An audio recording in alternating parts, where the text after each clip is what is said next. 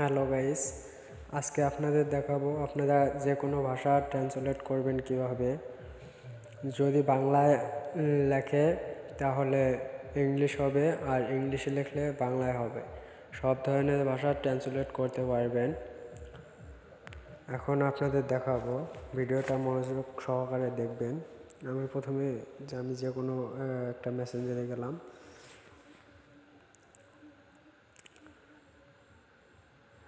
যাওয়ার পর আমি একজনকে SMS দেখিয়ে দেব আপনাদের প্রথমে এখানে দেখতেছেন 4টা ফোটার মতো দেওয়া আছে, এখানে ক্লিক করবেন।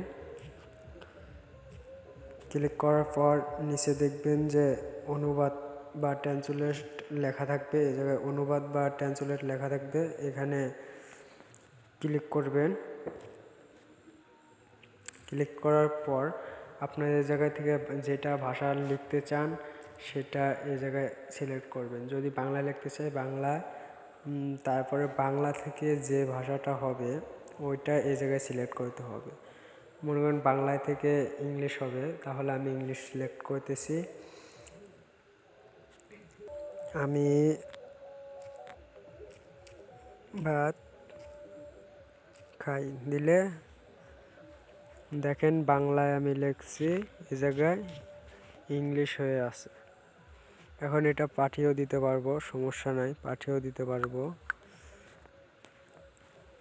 তারপর আপনারা এই জায়গায় ইংলিশ যদি লিখতে চান তাহলে এই জায়গায় এই পাশে হিন্দিও হতে পারে, তামিল হতে পারে।